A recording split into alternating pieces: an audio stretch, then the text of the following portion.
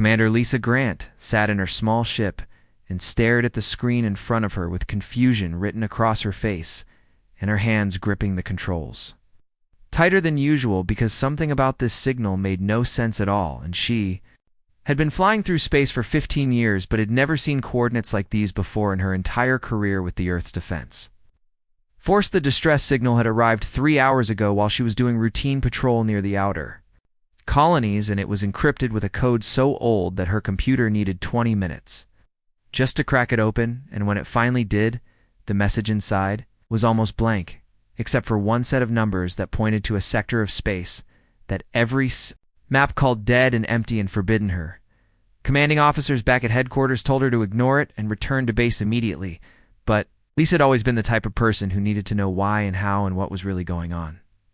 So, she plotted a course to those coordinates and jumped her ship into the darkness without permission or backup. The journey took 6 hours through hyperspace, and when she dropped back into normal space, her breath caught in her throat because floating in the void ahead of her was something that should not exist according to every law of physics and history she had ever learned. It was a structure made of crystal that glowed with soft blue light from within, and it was massive like a small moon, but shaped like a spiral tower that twisted up and down at the same time in ways that hurt to look at directly, and energy rippled across its surface in patterns that her sensors could not identify or measure properly. Lisa brought her ship closer, with careful movements and her heart pounding hard in her chest, because this was either the greatest discovery in human history or the worst mistake she would ever make, and right now both options seemed equally possible.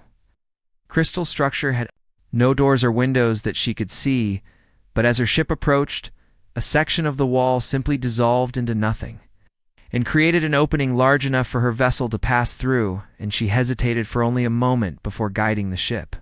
Inside, the interior was even more impossible than the outside because it seemed to be larger on the inside than the outside, and the walls were transparent, so she could see stars and nebulas all around. No. And the floor beneath her ship glowed with the same blue light that pulsed in rhythm. Like a heartbeat, she landed her ship on a flat platform and put on her environmental suit just in case and checked her weapon twice before opening the airlock and stepping out into the archive, because somehow she knew that was what this place was, even though no one had told her. The air was breathable according to her suit's sensors, and the gravity felt close to Earth normal, and the temperature was comfortable. But something about the atmosphere made her skin prickle. With awareness, like she was being watched by invisible eyes, then she saw her and Lisa stopped walking completely. The woman stood 30 meters away, near a pillar of crystal that reached up into darkness, and she was tall and impossibly graceful, with skin that seemed to glow faintly like moonlight on water, and her hair was long and silver and floated around her head as if gravity did not quite apply to her the same way it did to everything else. Her eyes were what made Lisa understand that this was not human, because they glowed with actual light, like captured stars, and they were watching Lisa with an expression that mixed curiosity and sadness and something else that Lisa could not identify. The woman spoke, and her voice sounded like music and breaking glass at the same time, and she was speaking in Galactic Common, but her accent was so old and strange that Lisa had to focus hard to understand the words she said. The throne has awakened, and it searches, and it has chosen wrong. Lisa opened her mouth to ask what that meant, but before she could speak, something else moved in the shadows behind the glowing woman, and Lisa brought her weapon up on instinct, and then froze again because what emerged was impossible. The dragon was real, and it was huge, with scales that were black like space itself, but they shimmered with colors that had no names, and its eyes were the same glowing white as the woman's eyes. When it moved the air around, it seemed to ripple and bend like reality was having trouble deciding what the dragon was made of. Creature coiled its body around the pillar where the woman stood and fixed its gaze on Lisa, and she felt like she was being examined down to her very atoms and judged by something far older and stranger than she could comprehend. The woman spoke again and said, "Do not fear, Vorthonyx, and he will not harm you unless you prove to be a threat." And then she paused and tilted her head and added, "But you are only human, so you cannot be much of a threat to anything that matters." That statement should have made Lisa angry. but instead it just made her more confused because the way the woman said it made it sound like a simple fact rather than an insult. Lisa lowered her weapon slowly and asked, "Who are you, and what is this place, and what throne are you talking about?" The woman stared at her for a long moment and then said something in a language Lisa had never heard before, and it sounded like wind through mountains and crystal bells ringing underwater, and the dragon made a low rumbling sound that might have been agreement then. The woman switched back to Galactic Common and said, "I am Keleth, the Ethel, though my people are gone now, and have been gone for longer than your species has existed. And this place is the last archive, and the throne is waking, and that means everything ends. Unless it can be stopped." Lisa felt like she was missing huge pieces of information, and she was about to ask more questions when the entire structure suddenly shuddered and the blue light flickered and went dark for 3 full seconds before coming back on much dimmer than before. Clith's glowing eyes went wide, and the dragon Vorthanax raised its head and spread wings that Lisa had not noticed before, and they were massive, and they seemed to be made of the same space black material as its scales. The elf woman looked past Lisa toward the opening in the crystal wall where her ship waited, and her expression shifted into something Lisa recognized immediately because she had seen it on the faces of soldiers right before a battle. They knew they could not win. She said, "They have found us, and they come to stop what cannot be stopped, and you must leave now, human, before they destroy you along with everything else." Lisa looked back toward her ship and then at Keleth and the dragon and made a decision that went against all her training and common sense, because she asked who was coming and why would they want to destroy this place through the transparent walls. Lisa could now see shapes moving in the darkness of space outside, and they were ships, but not like any ships she had ever encountered, because they were organical sleek, and they moved through space like sharks through water, and there were dozens of them. "Approaching Fesculeth," said the assembled, "and they are the ones who made the pact, and they guard the old laws, and they will kill anyone who seeks the throne, or who even knows that it exists." Archive shuddered again, and cracks began to form in the crystal walls, and pieces started to break away and dissolve into nothing, and the blue light was pulsing faster now like a heart in panic. Vorthanax made a sound that was definitely not friendly, and smoke began to curl from his nostrils, and Keleth placed one glowing hand on the dragon's scales and spoke to him in that strange musical language, and he settled slightly, but his eyes never left the approaching ships, ran back to her vessel, and shouted over her shoulder for Keleth and the dragon to follow her if they wanted to survive, because she was not leaving without answers, and she was definitely not going to let whatever those ships were destroy the most interesting discovery humanity had ever made. A Kilth hesitated, and then she looked at Vorthanax, and the dragon looked back at her, and some unspoken communication passed between them, and then they both moved toward Lisa's ship with speed that seemed impossible for creatures of their size. Lisa got the airlock open and ran to the cockpit and started the launch sequence, and behind her she heard Keleth and Vorthanax entering the ship, and the dragon had to fold himself into a space that should have been far too small, but somehow he fit. The first weapon blast hit the archive just as Lisa's ship lifted off, and the entire structure began to collapse inward, and she pushed the engines to maximum and aimed for the opening in the crystal wall and hoped that her ship was fast enough. They burst out into space just as the archive imploded behind them, and the shockwave hit them hard, and alarms screamed throughout the cockpit, and Lisa fought with the controls to keep them from spinning out into the void.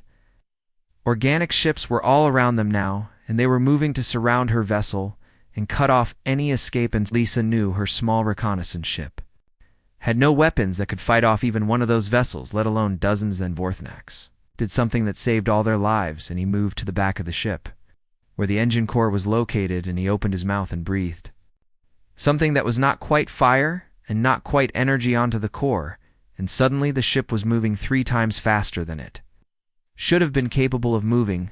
Lisa did not understand how that was possible, but she was not going to question it, and she plotted a jump to hyperspace and prayed that the dragon's enhancement would last long enough to get them away. Them assembled ships fired on them, and the shields took hits that should have destroyed them, but the journey to New Seattle took 2 days in hyperspace, and during that time, Lisa learned more about the history of the galaxy than any human had ever known, and most of it made her wish she could forget everything and go back to simple patrol. Missions where the biggest concern was smugglers and Pirate Escalith sat cross-legged on the floor of the cargo.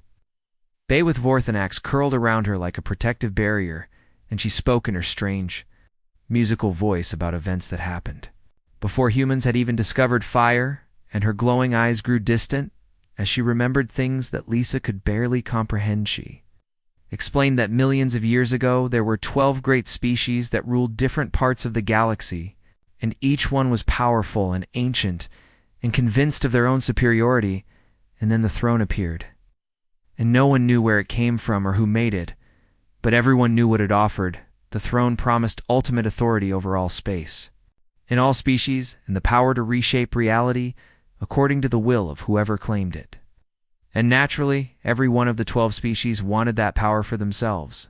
And so, the Throne War Bagonkalith described battles that cracked planets in half and weapons that made stars explode and fleets so vast they blocked out entire nebulas, and the war went on for thousands of years, and the death toll climbed beyond counting, and entire civilizations that were not even part of the conflict were wiped out as collateral damage.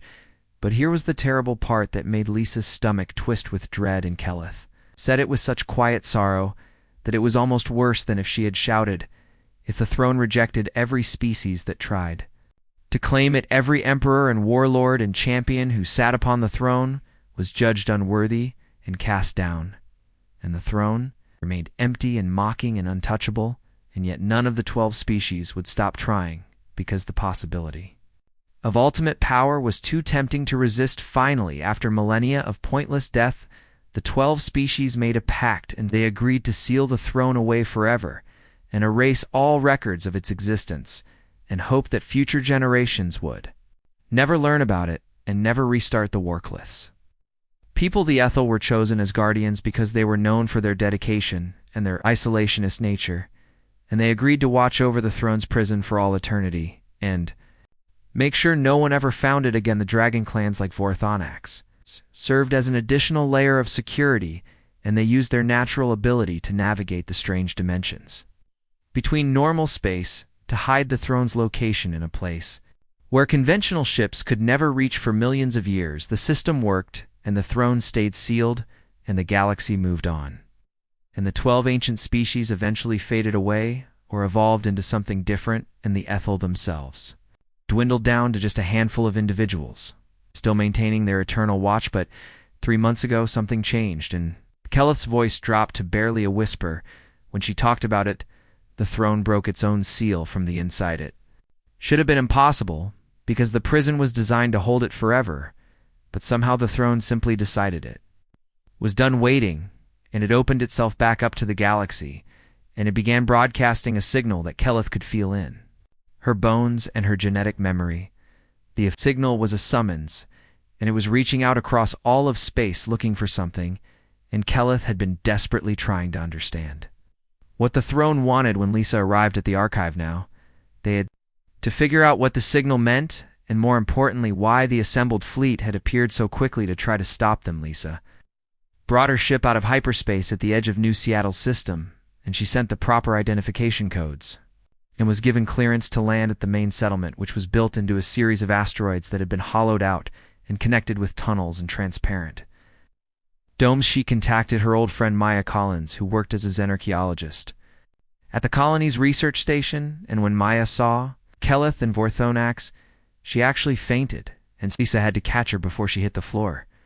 After Maya woke up and stopped hyperventilating, she immediately started asking questions faster than anyone could answer, and she pulled out every scanning device she owned and started taking readings of Keleth and the dragon, while muttering about how this was impossible and how her entire understanding of galactic history was wrong.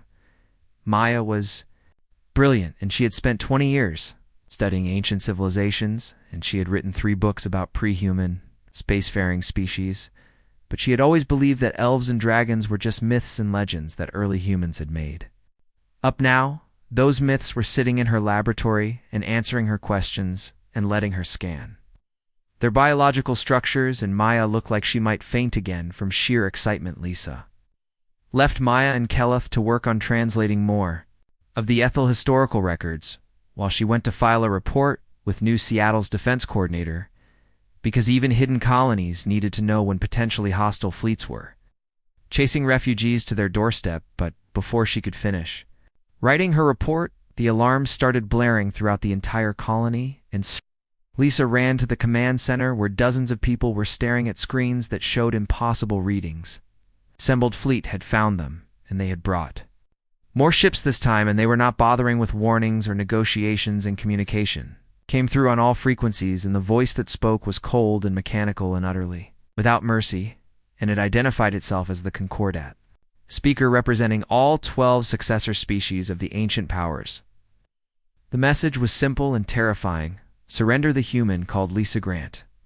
Within 1 hour, a New Seattle would be destroyed, and then every other human colony would be hunted down and eliminated until humanity was nothing but a memory. Lisa felt ice spread through her veins, because this was not a threat against her personally anymore, and this was genocide being casually announced like it was just a necessary task.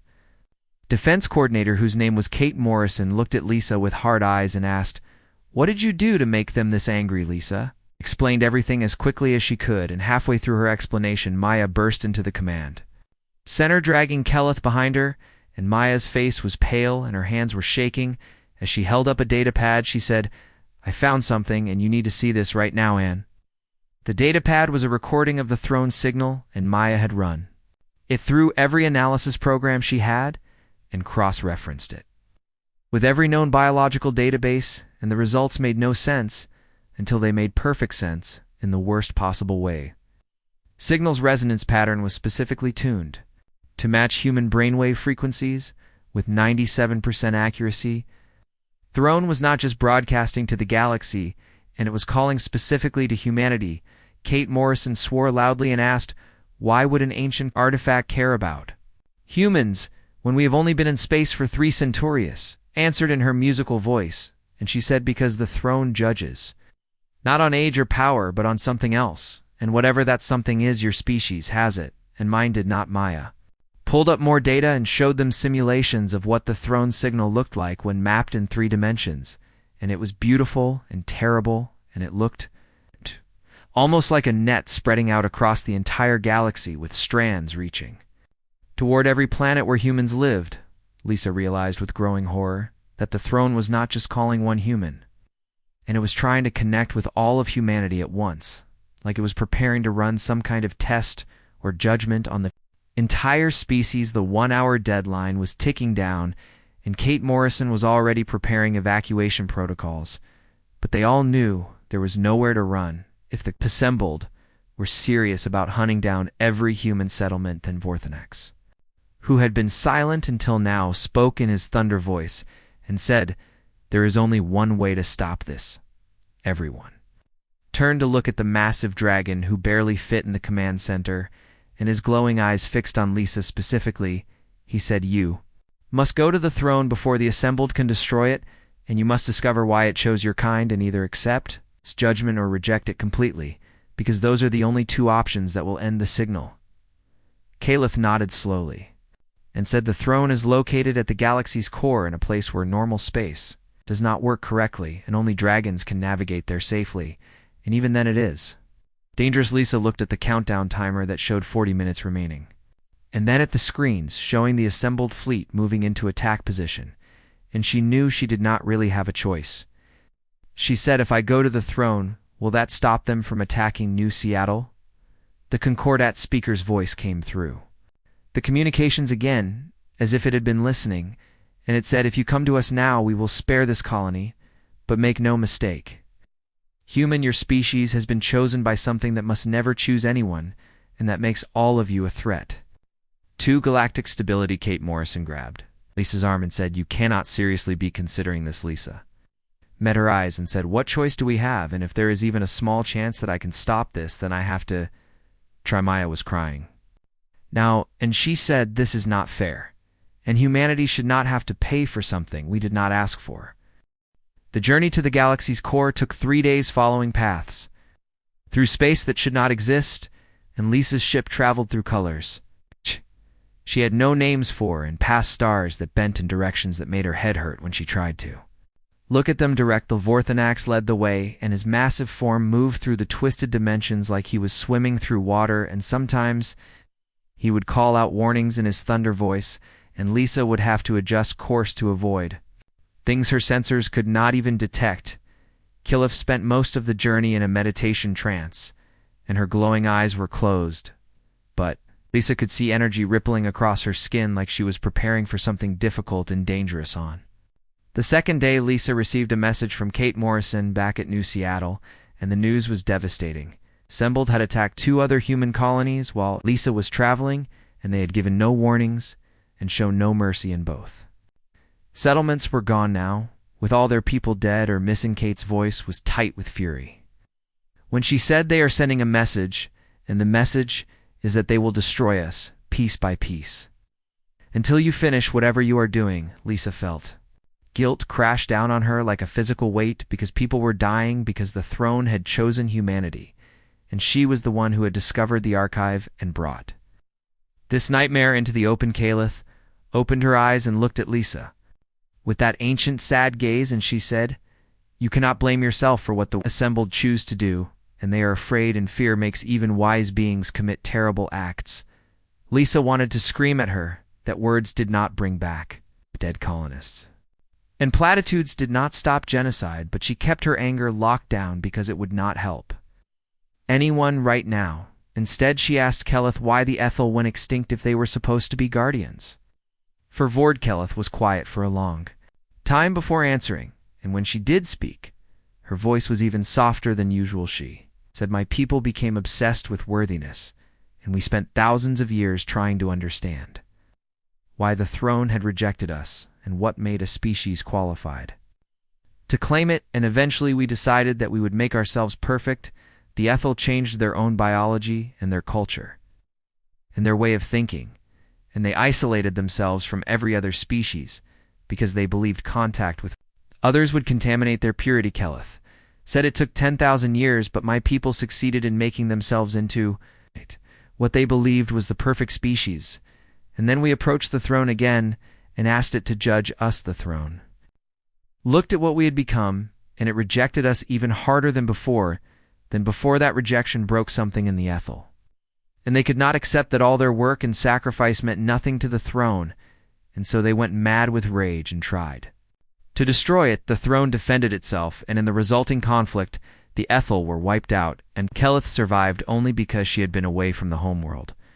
When the attack happened, and by the time she returned, there was nothing left of her species except memories. She said, "I have been alone for 3,000 years, watching over the throne's prison and trying to understand what my people did wrong, and now I think I finally know." Alyssa asked, "What is it?" Kallith said, "We forgot how to be imperfect, and we forgot how to grow and change naturally.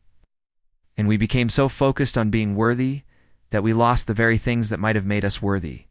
The ship's alarms interrupted their conversation, and Lisa looked at the navigation display and saw they were approaching something massive through the view screen. She could see a structure that made the archive look tiny by comparison, and it was built around a cluster of black holes at the galaxy's center, and it glowed with light that came from no visible source. The throne was not a chair or a platform, and it was a web of crystalline pathways that connected to every star system and every planet that had conscious life, and Lisa could see the pathways stretching out across space like veins of light, reaching to infinite. Voithanek's voice came through the communication system, and he said, "We have arrived.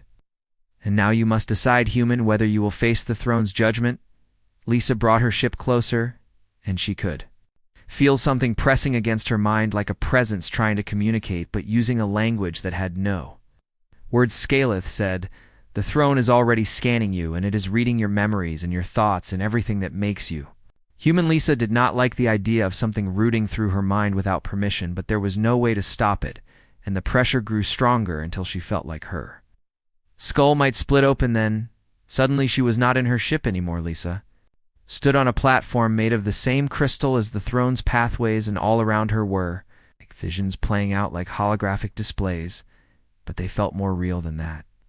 And she understood that these were not recordings, and these were direct experiences downloaded into her consciousness. She saw humanity's history from the outside perspective, and she saw the wars and the atrocities and the countless times humans had nearly destroyed themselves and each other.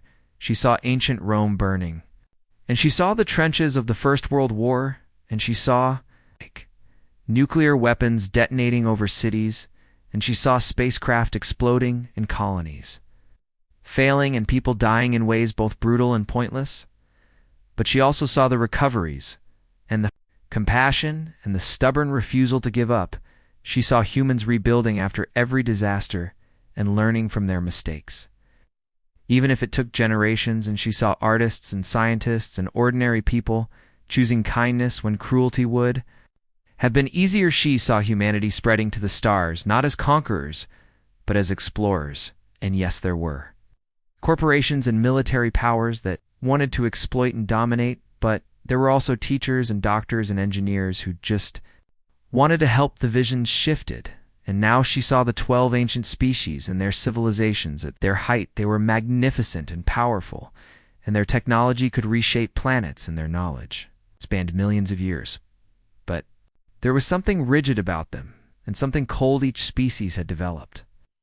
Strict hierarchies and unbreakable traditions, an absolute certainty in their own superiority, and when they looked at other species, they saw only tools or threats. Never equals the throne showed her how each of the 12 had approached it, with demands rather than questions, and with assumptions of worthiness rather than curiosity about what worthiness meant. They had all failed the same test in different ways. Then the visions stopped, and Lisa stood alone on the crystal platform, and in front of her the throne manifested as a presence that had no physical form but filled her awareness completely. It did not speak in words, but she understood its communication. Anyway, it showed her a choice, and the choice was simple and terrible. She could accept the throne's judgment and humanity, to be granted stewardship over the galaxy, but with conditions that made Lisa's blood run cold. Humanity would be limited to a tiny fraction of their current territory, and every human action to be monitored by the throne's systems, and any sign of the aggression or dominance that the ancient species showed would result in immediate termination of the entire species. It was not leadership, and it was a cage dressed up as an honor. She could reject the throne and walk away and accept whatever consequences came from that rejection. Lisa thought about Kate Morrison and Maya Collins and all the colonists who had died because the assembled were afraid of what the throne might choose. She thought about the Ethel, who had destroyed themselves trying to be perfect enough to claim power they did not need. She thought about humanity's messy, chaotic, beautiful, terrible history, and how they had survived this long, not by being perfect, but by being adaptably. She made her choice. Lisa looked at the throne's presence, and she said, with all the defiance she could muster, that she refused. She said humanity did not come to the stars to be judged by ancient machines or to accept limits imposed by beings who thought they knew better. She said if the price of survival was giving up freedom, then humanity would rather face extinction on their own terms.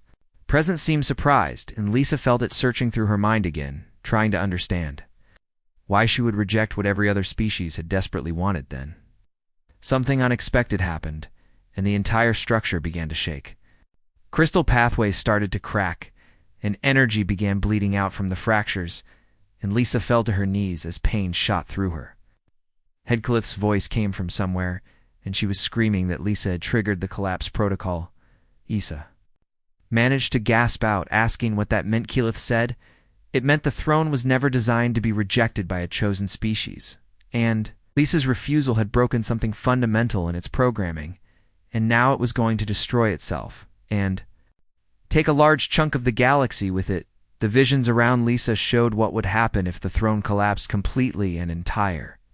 Star systems would be torn apart, and billions of lives would end, and humanity would die anyway along with everyone. Lisa struggled to her feet and shouted at the throne, asking why it would do this. Present showed her one final vision, and this one made everything clear in the worst possible way. The throne was not built to find a worthy species, and it was built to prevent galactic war by offering a false solution, the ancient precursors who created it knew that the mere existence of ultimate authority would drive. Lisa contacted Maya back on her ship and told her to get every quantum computing system online and to prepare for the most complex calculation humanity had ever attempted. And Maya asked what they were trying to do, and Lisa said they were going to rewrite reality itself or die trying. The assembled fleet continued approaching, and they were maintaining formation. Like a net closing around the throne, and the Concordat speaker broadcast another message saying that any attempt to stop their mission would be met with overwhelming force-gate Morrisons. Voice came through on a secure channel, and she said, "The Earth Defense Force had mobilized every available ship, and they were jumping to Lisa's location, and it would take them 2 hours. To arrive, Elisa wanted to tell Kate to stay away and to save those ships for defending humanity's remaining colonies, but she knew the Admiral would not listen, and humans had never been good at abandoning their own, even when it was the smart tactical. Choiskalith placed her glowing hands on the throne's central crystal and closed her eyes, and her entire body began to shine with light as she accessed the precursor programming that had been hidden in her genetic memory for millions of years. She said the code is old and complex and written in mathematics that do not follow normal rules, and she could read it, but changing it would require precision beyond what she alone could manage ever. Thunax moved closer and wrapped his massive form around both Kelith and the crystal, and he said dragons were made to channel cosmic forces, and he could stabilize the energy flows, but he could not direct them. Lisa understood what they needed, and she opened a link to Maya and said, "Start sending me everything you can find about quantum entanglement and reality manipulation and crystalline computing structures." Maya's voice came back shaking with stress, and she said, "I am not a programmer, and I study dead civilizations, not active technology." Lisa said, "You are the smartest person I know, and right now you are all we have, so please help me save everyone." There was silence for 3 seconds, and then Maya said, "Okay, and give me access to your sensor feeds, and I will start mapping the throne's architecture."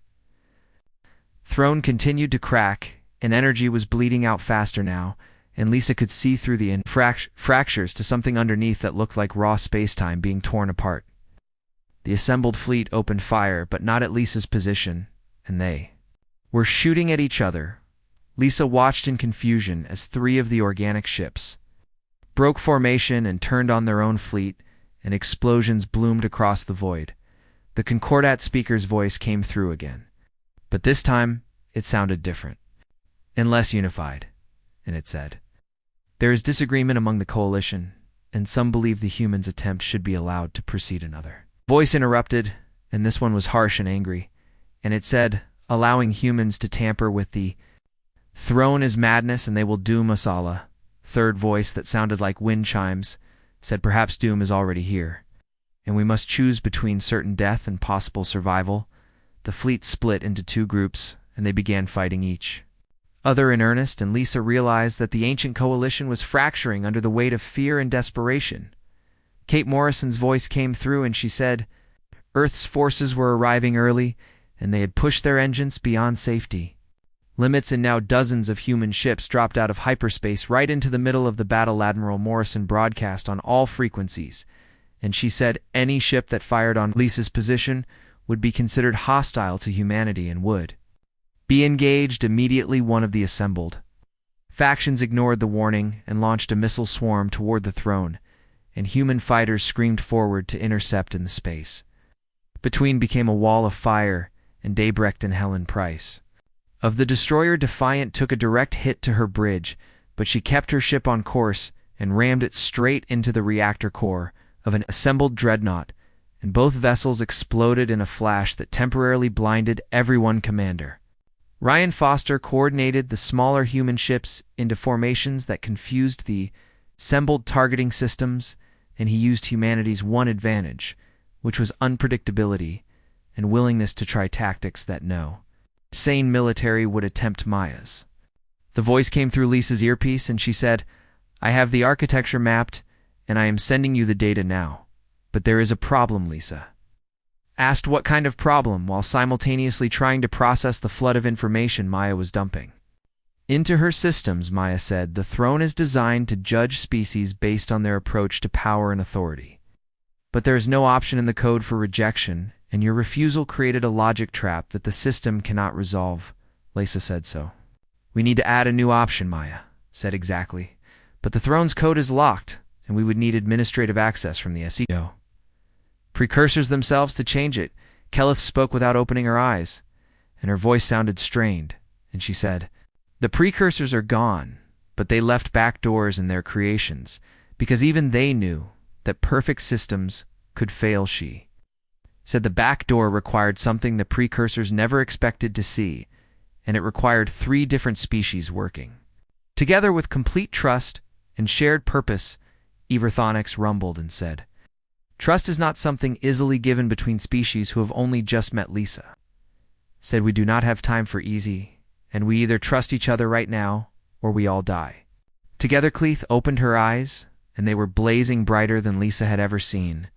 And she said, then, we begin. She guided Lisa's consciousness back into direct contact with the throne's systems, and this time, Maya's analytical framework came. With her and Vorthanax's power flowed through both of them like a river of living energy. Issa saw the precursor code from the inside, and it was beautiful and terrifying and more complex than anything humanity had ever created, and she understood why the ancient species had never been able to change it. But she also saw the patterns and the repeating structures and the mathematical relationships that held everything together, and with Maya's help, she began to understand the language. Maya's voice came through not as sound but as pure thought, and she said the core function is assessment and judgment, but we can add a parallel function that allows for cooperative stewardship. Lisa asked how. Maya said, we rewrite the win condition, and instead of looking for one worthy species, we make the throne recognize that worthiness comes from collaboration. Calith added her own understanding, and she showed them where the precursor backdoor was hidden, and it required simultaneous input from 3 different types of consciousness, and human and ethel and dragon working in perfect synchronization. The throne's structure shook harder. The cracks were spreading to the pathways that connected to star systems, and Lisa knew they had minutes at most before the collapse became unstoppably. Inside, the battle raged, and more human ships were dying, but they were taking assembled vessels with them, and Admiral Morrison's voice cut through the chaos, saying, hold the line and give Lisa whatever time she needs. Lisa felt the weight of every life depending on her success, and for a moment the pressure was too much, and she thought about giving up. Then Keleth's presence wrapped around her consciousness, and the elf woman said, do not falter. Now, and we have come too far to fail. Vorthanix's power surged through them, and he said, dragons do not know how to quit. Lisa took what felt like a breath, even though she was not in her physical body anymore, and she said, then let us show this ancient machine what 3 species can do when they work together.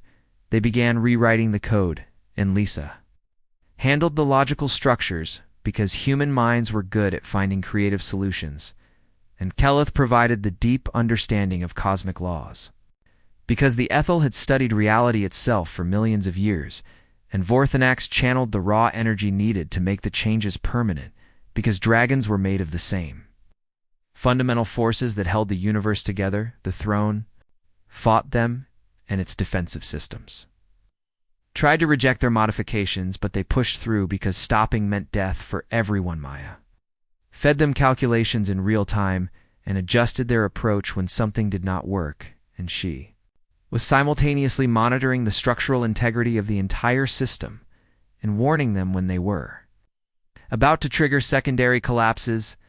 Lisa lost track of time and could not tell. They had been working for seconds or hours, and her sense of self began to blur with Keleth and Vorthanax until she was not sure where she ended and they began. Then suddenly something clicked into place, and the code accepted their changes, and the throne stopped cracking. The entire structure went dark for 3 full seconds, and in that darkness, Lisa felt every consciousness in the galaxy hold its breath. Then the throne came back online, but different and transformed. A crystal pathways still connected to every star system, but now instead of pathways of judgment, they were pathways of sharing, and the throne was no longer looking for one worthy species to rule it. become a neutral archive and a repository of knowledge accessible to all species and incapable of granting power, but freely offering wisdom to anyone who asked. The change rippled out across the galaxy at faster than light speed, and every species that was connected to the throne's network felt it and understood what had happened. The assembled fleet stopped fighting, and their ships hung motionless in space as they processed what Lisa and her companions had done. The Concordat speaker's voice came through, and it sounded different now and almost awed.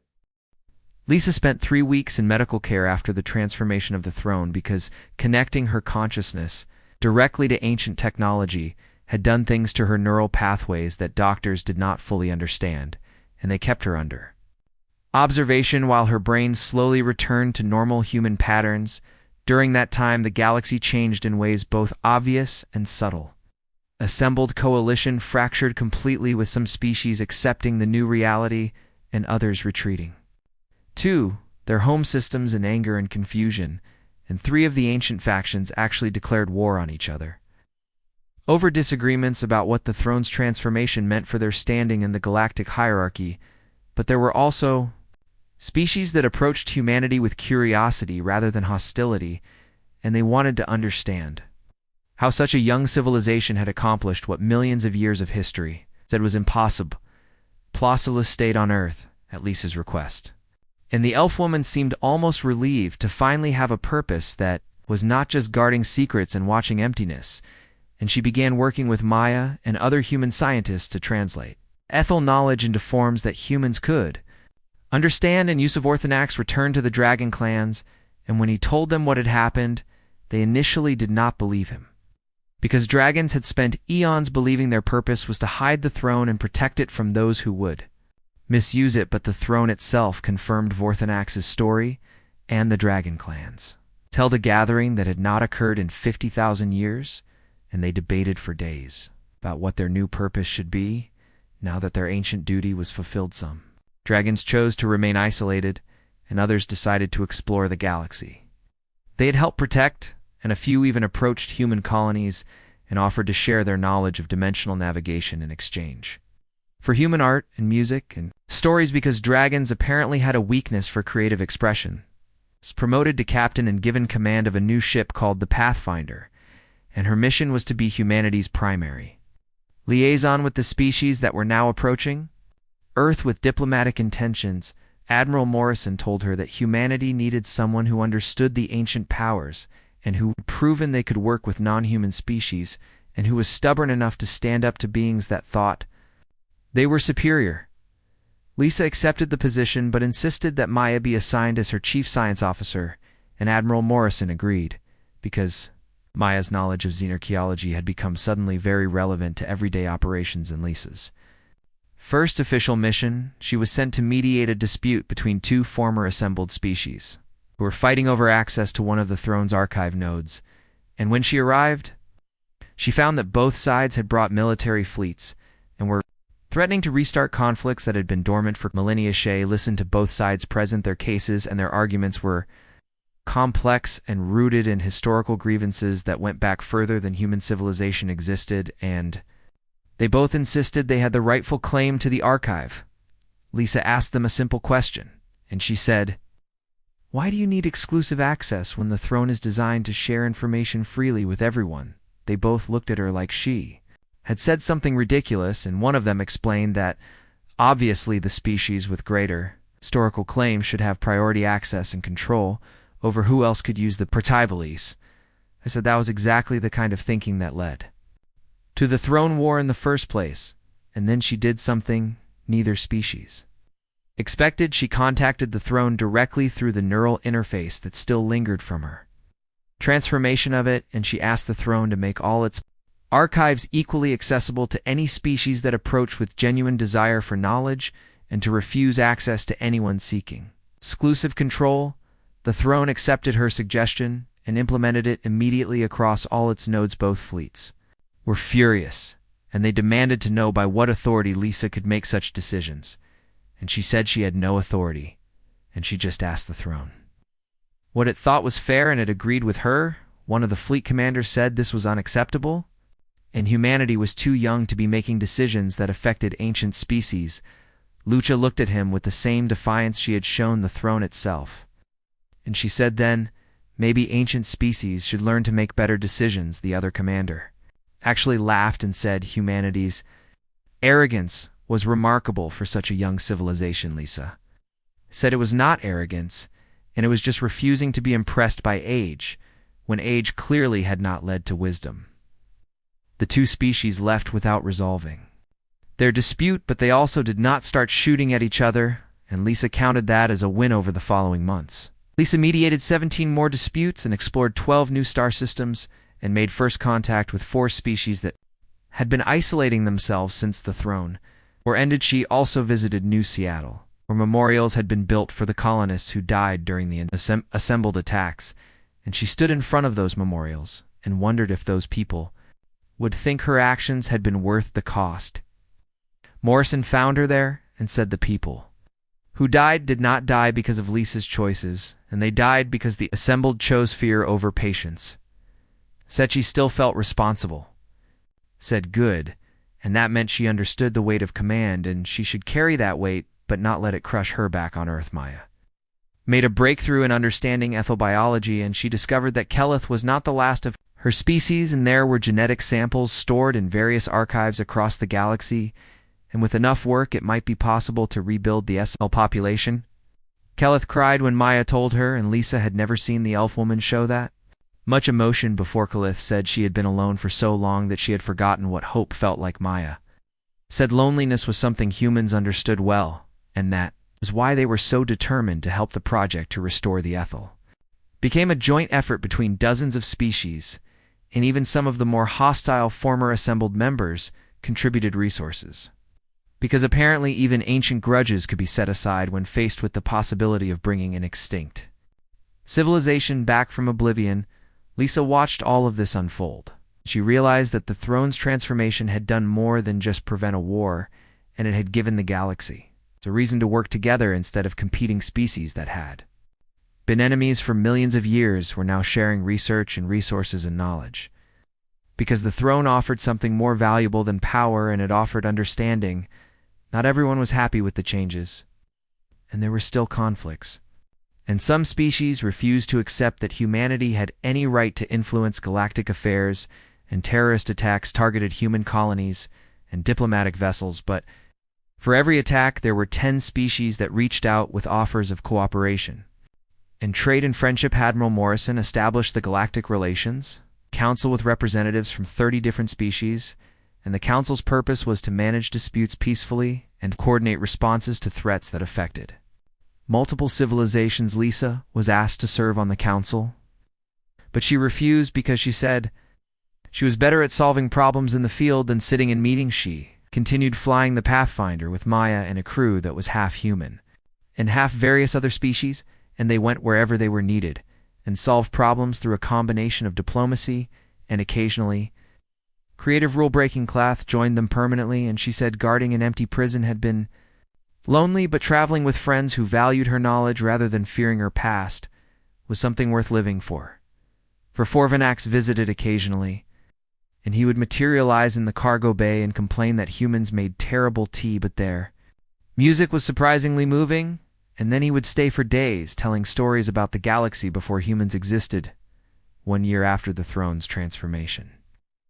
Lisa returned to the location where it had all started, and she found the throne's central structure surrounded by hundreds of ships from dozens of species, and they were all peacefully accessing the archives and sharing what they learned. She contacted the throne and asked it a question that had been bothering her since the beginning. She asked why it had really chosen humanity. The throne responded not with words, but with a vision, and it showed her something the ancient precursors had hidden in its deepest code. The throne was not designed to find a worthy species, and it was designed to find a species that would break it. The precursors knew their creation would become a trap that held the galaxy in stagnation, and so they built in a test that would only be passed by a species curious enough and stubborn enough and collaborative enough to refuse the game entirely. Humanity had not won despite being young and reckless and messy. Humanity had won because they were young and reckless, and messy the throne showed her that every ancient species had approached it with certainty. And they knew they were worthy, and they demanded recognition. Humans approached it with questions, and they asked why, and they wanted to understand before they accepted that difference was everything. Lisa sat in her captain's chair and processed this revelation, and she realized the precursors had been remarkably clever, or possibly was very tired of watching species fight over nothing.